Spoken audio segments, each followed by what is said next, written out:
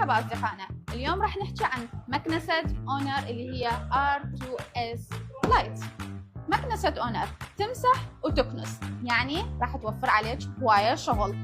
بطاريتها 2600، يعني 6 ساعات تتحمل تنظف لك، تنظف المكان 120 متر. أي أجسام كبيرة ومؤذية للجهاز راح تتجاوزها وما تاخذها داخل الجهاز. لا تنسين أكيد تقدرين تتحكمين على الجهاز من خلال موبايل حتى تتعرفون على مواصفات